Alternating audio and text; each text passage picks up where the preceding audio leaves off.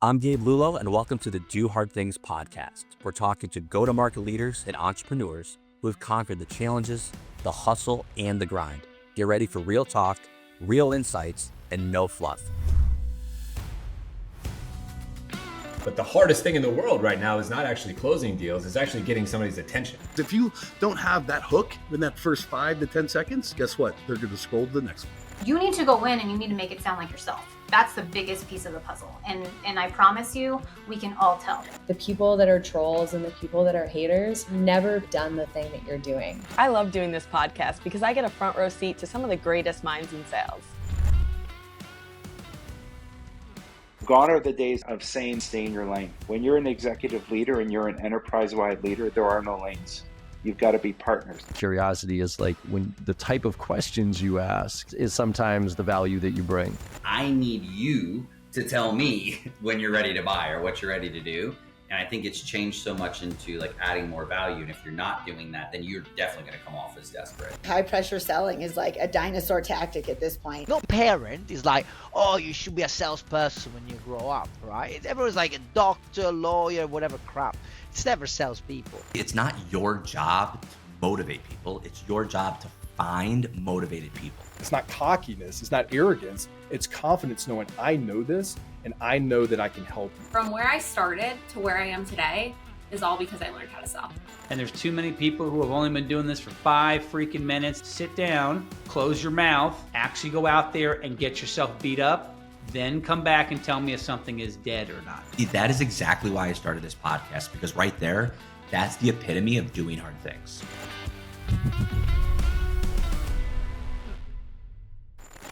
Welcome back to the Do Hard Things podcast with Lexi and Gabe. Today's guest is Seth Greene, founder of the 5,000 award-winning Market Domination and the creator of the No Ass Referral podcast program. Seth has booked over 7,000 podcasts and helped over 200 professional practices generate consistent referrals without begging for business. His system helps financial advisors, attorneys, and other experts build 50 new referral sources in 50 weeks without working more. Featured on NBC, CBS, Forbes, Seth turns podcasts into referral machines. Seth, welcome to the show. Welcome back, everyone, to the Do Hard Things podcast with your hosts, Gabe and Lexi. We are so excited to have Seth on the podcast. How you doing, man? We just heard your bio. We can't wait to get into this. Welcome to the show. Thank you so much. I'm super excited to be here. I'm a big fan of the show. I can't wait to have you on mine later on this year. It's going to be awesome, Seth. So listen, let's just jump right into it, man, because we want to hear your origin story. You have so much success, so many accolades. We just heard your resume, essentially.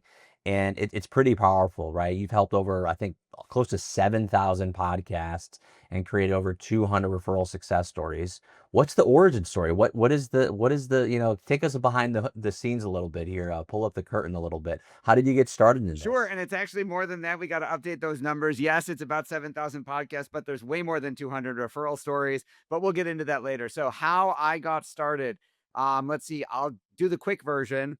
I started out as a college financial aid negotiator at a Fortune 500 company, and my claim to fame was cutting the cost of tuition, $37,070 a year. But I was making 300 cold calls a day, interrupting strangers asking for money. I absolutely hated it. I hated the cold calling part. I had the good fortune to convince my wife to let me borrow more than our house to go work with legendary marketing giver Dan Kennedy. It took 30 days of nagging for her to say yes. And then in 2 years, there were 7,000 advisors at that Fortune 500 company. In 2 years of being with Dan, I was in the top 30, and I was in my early 20s. So it worked really well. It got me written about in every trade journal in the financial services industry. My phone started ringing with financial advisors going, how do I do what you just did? I faxed Dan. Dan said, start a marketing company and do it for him. So 18 years ago, left the Fortune 500 company, started my own financial services company, college financial aid company, and marketing company all at the same time. In the same year that the subprime bubble burst and my wife quit her job to stay home with our first baby. I don't recommend, we had every major life stressor other than someone dying. Then I used, for example, the podcast, our strategic market direct response podcast strategy I came up with to grow those businesses. It worked incredibly well. And people started asking me, hey, it looks like your podcast took off. It looks like it's making you tons of money without selling ads or being Joe Rogan. Can you do that for me? And I said, I don't know. We'll figure it out. So I went to my team. I said, can we do this for other people? And they said, we don't know, but we'll figure out how to fly the airplane in the air. So we started that 18 years, a number of years ago. And then it's taken off. And as you mentioned, we produced almost 7,000 shows and driven, I think it's almost closing in on 30 million leads. So yeah, it's been fun. Wow, that's amazing. What a great story. A lot of ups and downs, but that's awesome.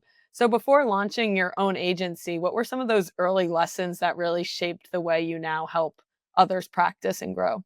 That's a great question. So number one, never give up. It's only failure if you quit, right? There were many, many days I wanted to quit. When I was making 300 cold calls a day, there were days that phone felt like it weighed 100 pounds and I did not want to lift it and get rejected again.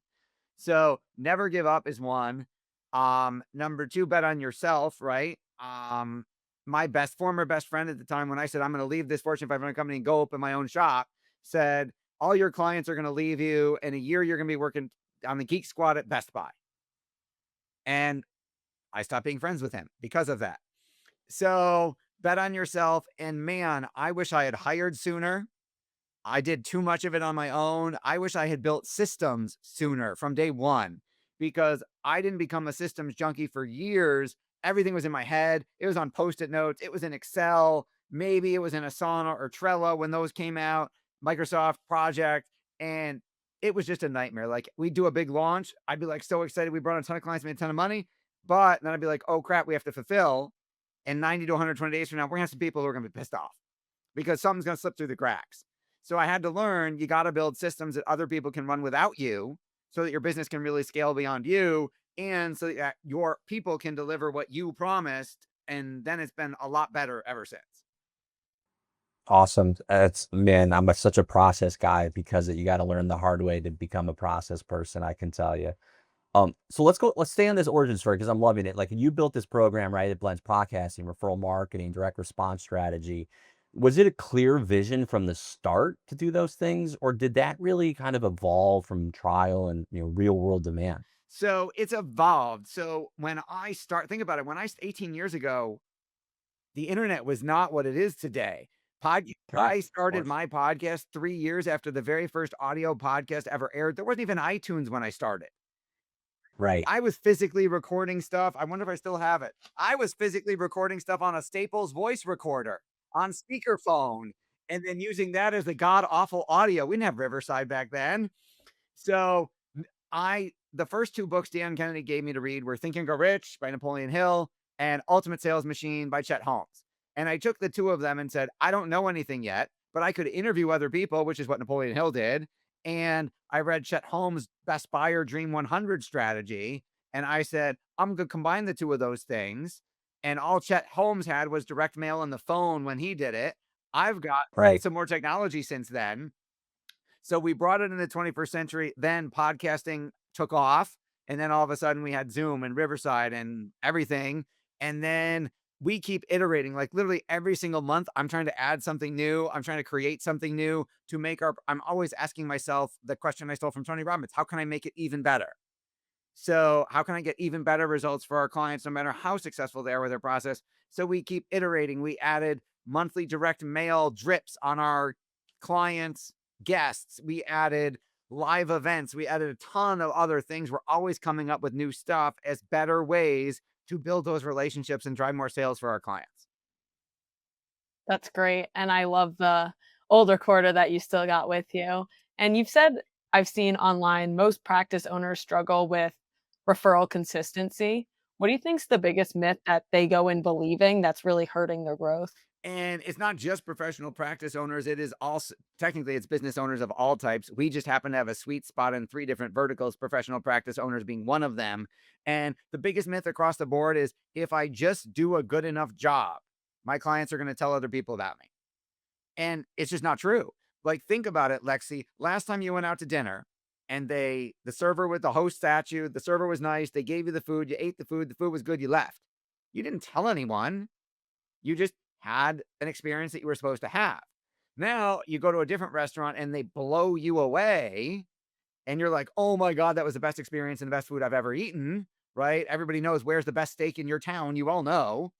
And you talk about that place. You don't talk about Bob's Steakhouse that's just okay. So our myth is if I just do my job, if I just do a good job, people will refer, and they don't. You have to surprise and delight them, and so that they will actually have a unique, different than expected experience to get them to talk. I love that. And there's so many methods here. One of them is the no ask method. I really want you to kind of double down on this, right? Especially for those high trust professions like financial advisors, attorneys. Take us through that. Why does it work? So most people, like especially if you're talking financial advisors, which I still own those two companies, are money's a taboo topic for a lot of people. No, Right. Gabe, I guarantee you have never walked up to someone at a cocktail party and said, "You got to hear about this cool asset allocation model my financial advisor designed for me." It just never happens. So you've got to get people talking without talking. So you've got to give them something different to talk about, which I know you guys teach. And one of the things that we give our clients to have their clients talk about is interview them on a podcast. If I'm college financial advisor Seth, and Marcy's my client, and we just cut her kid's cost of college in half. Like we saved them 40 grand a year for college. And then she'll tell one or two people. But if I interview on a podcast and talk about her story, she will post the podcast on social media.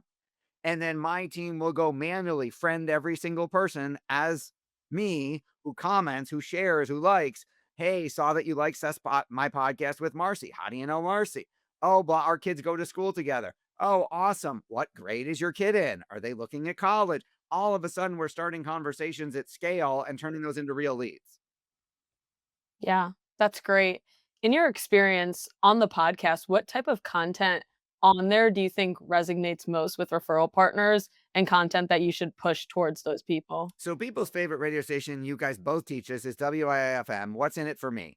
Everybody's favorite topic is themselves. So the more your guests get to talk about themselves, the more engaged they will be in the process and the more they are to brag about it, which you two are both doing an excellent job of with me right now. And I will promote the heck out of your show because I'm on it. I love it. So let's talk about, I guess, the big things that, a lot of companies are dealing with right now, the shake up the SaaS business, the replacement of technology professionals moving into now AI. There's client churn, right? There's pricing pressures more than ever before. I'm seeing CFOs involved in sales cycles now more than ever before. There's a lot of burnout. We're seeing that happening, especially in professional practices.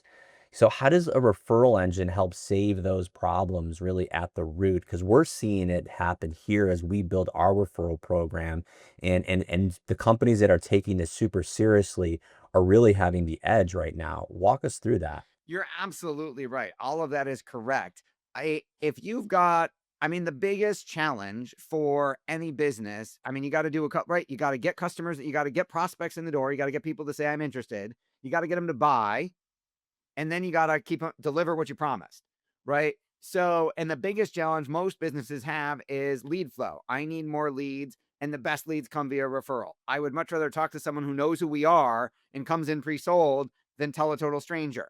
So if our team can build out our process for you, where every single week you've got new leads coming in the door who already basically are pre-sold, know you, like you, trust you by proxy because they came from someone else that they know, like, and trust, then either it's you or your sales staff has a way easier time. You can cut back on the money that you're the 50% of money you're wasting on marketing that you don't know what's working, keep the stuff that is, and only talk to people who are warm and fuzzy towards you. It makes your life a whole lot easier and makes it a lot more fun to get up in the morning and go to work.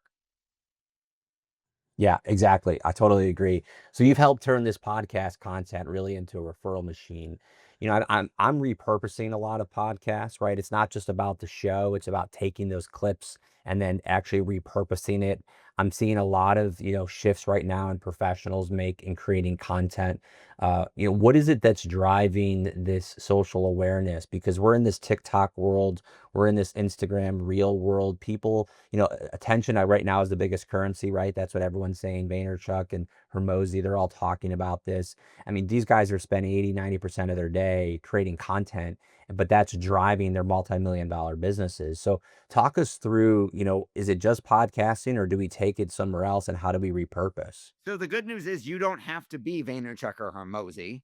because Right. you don't have a media team that's just going to follow you around and make content all day. And they're trying to be famous to everybody or hundreds of Right. millions of people, right? The entire business education market, right? As Alex says, you don't need or want to be famous to that many people. You need to be like a normal local business needs to be 5 mile famous, right? I just need everybody in my town to know who I am, right? Which might be 5,000, 10,000, 20,000 people, which is way easier and costs a lot less. And you don't need someone following you around with a camera all day. So you don't need to be, my kids joke that I'm marketing famous, right? If I go to Starbucks, no one cares, right? No one knows. But if I go to a podcasting or marketing convention to speak, everyone knows who I am. And my kids are like, oh my God, Dad, there's a line of people at the bathroom who want to talk to you. This is crazy. Like I'm famous to the small pond of the right people that matter to me.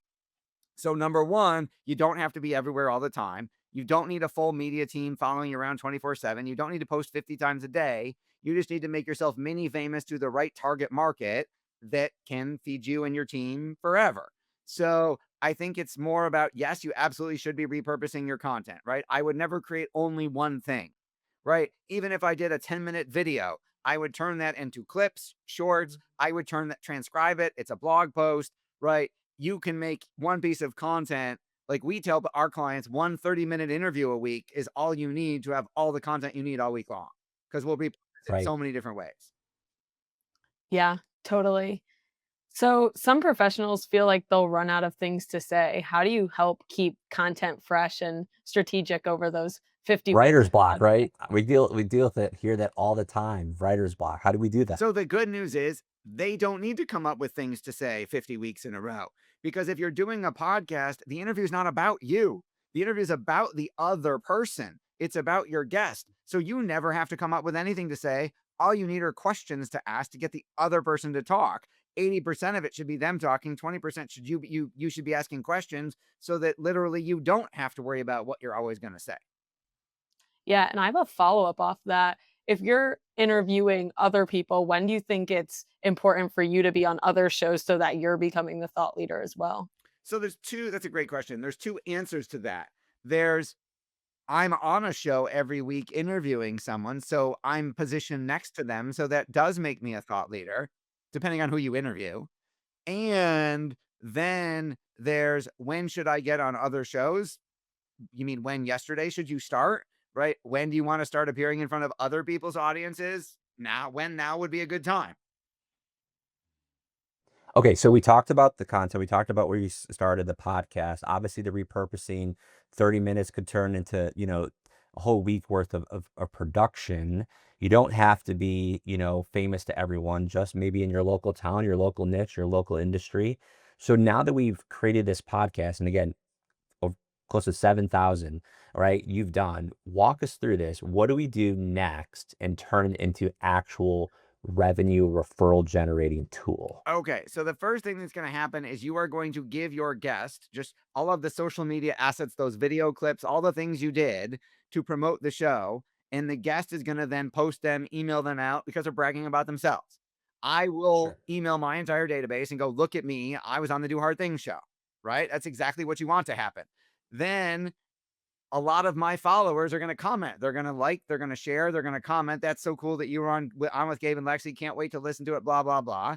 You guys are then going to friend all of my people who comment and start messaging them and turn those into leads. So that's step one. Step two, and this is something we came up with, is a week after the episode airs, if it's up to me, you are sending what we call our magic tumbler. So it looks like a Yeti. And this is a spoiler because now you know what's coming when you're on my show. So you still have to act surprised.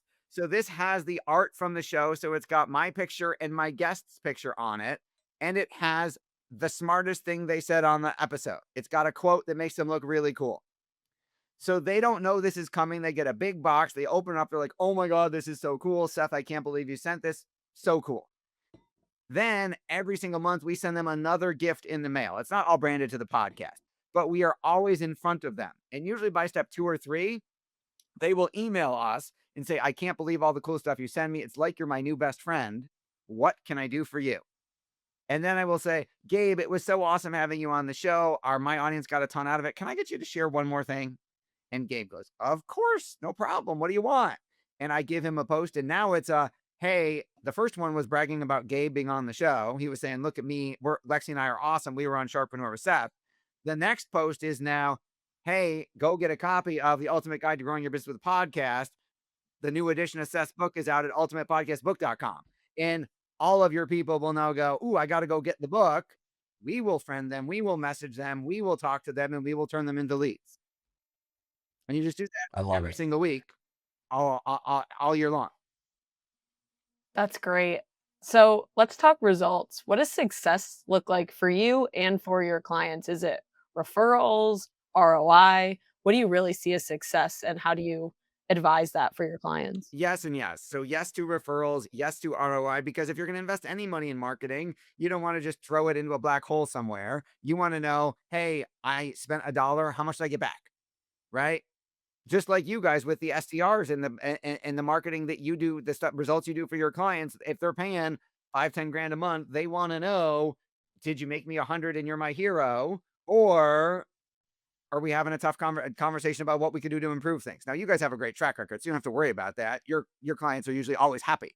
So results, I mean, we can track how many referral relationships we have created. We can track the millions of dollars in revenue we've generated for clients. So we have built that into our systems over the years, better and better tracking to find out, hey, how many leads are they getting? Are they turning it? Here's the Excel sheet. Here's the Google sheet of all the leads we generated every week. Check your CRM, tell us how much money you're making so that you know how much to love us. So how about those customers that come to you and say, I've tried this before, or, we've attempted this, or I had a, CMO and it just didn't work out. Like, where do we get those individuals who are they're just super hesitant, not because they're skeptical, but because they just have tried it, but it didn't work? We hear that all the time. Everyone hears it all the time in other spaces. What do you do with that type of client? So we've had a CMO. That's not my area of expertise. I can't answer that one. We've tried it before. We get that all the time. So that I can answer. Sure. So Yeah. I would say I literally had this call last week of someone who said, yeah, great proposal, but I did 200 episodes of podcast, never made me a dime. So I'm not going to do another podcast.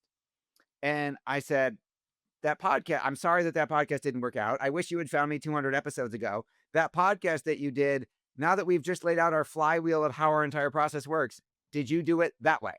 Well, no, of course not. Well, that's why it didn't work. You didn't do it the way we designed that we've proven works. So you're not doing the same thing. You're not doing that again. You're doing something totally and completely different. It just also is called a podcast, same word. And you're also going to be talking to people, but the entire process is completely different. And they were like, oh yeah, I guess that makes sense. Right. And so here's my follow-up to that, because doing podcasts to generate, to Lexi's point, referrals, and then of course revenue. Similarly, we promote, using SDRs to do the same thing, right? To generate, leads and then revenue. But we all know both of those things take time. Yes. And we have to get our clients understanding delayed gratification. It's like I have to train, executives and CEOs. Hey, when you go to the gym once, are you getting a six pack? No, it takes time. It's not a light switch. And sometimes we have to, reiterate that and get that mindset back to normal. Do you deal with that a lot? And how do you advise clients who are saying, oh, we did 2 podcasts and I don't have $10 million in revenue? Like, how does that work? 100%. So we are living the same life. And for those of you who don't know, Gabe's originally from Western New York, where I'm from. Yep. So go Bills. Anyway, here's the answer to that question is we tell people from the very beginning before they hire us, it isn't a light switch. We tell people you're not going to push a button and make $1 million. It's a long-term nurture play. So we tell them, if you don't have the budget to sustain this, don't start, because you'll just quit and be mad. It takes time. We tell people it takes 3 months to start the flywheel spinning, and you'll start seeing an ROI in month 4. I used to steal a line from Gary Vaynerchuk, who would say, we charge Fortune, big companies 50 grand a month and tell them, don't expect anything for 90 days. I'm like, damn, I wish I got to raise my prices. So we tell people, we have to set their expectations from the beginning. And one of the things I've done, because even though we tell people that, they hear what they want to hear, right? Right. They still want something. So I have figured out, I dealt with that frustration. So I'm like, so I went to my staff and we brainstormed, how can we engineer some quick wins? We know the podcast isn't going to launch for like 90 days, assuming they work as fast as we do. What can we do in the first 30, 60 to get them something that they will be excited about right away? So we will get them booked on other people's shows. So look, I had an appearance. We will get our social media team. We'll say, hey, who are competitors of yours? Who are co-opetition of yours? Give us a list now, and I'll have our social media team start friending all their customers, talking to all those people. So we can say, look, we grew your LinkedIn 30% in a month. And look, you're generating leads, so that even though it's not our core service, what they paid for, we're finding other ways to add value right away. So they get an ego stroke and it buys us time to deliver. We're figuring out ways to say, hey, you bought you really need the steak, but you bought it, got excited by the sizzle. What can I deliver now to give you a sizzle win to buy me enough time to actually cook the steak that takes a couple months to cook? Totally. I love it. That's an amazing way to do it. I love that. And you've been featured in Forbes, NBC, CBS. What drives you to really keep pushing this mission forward?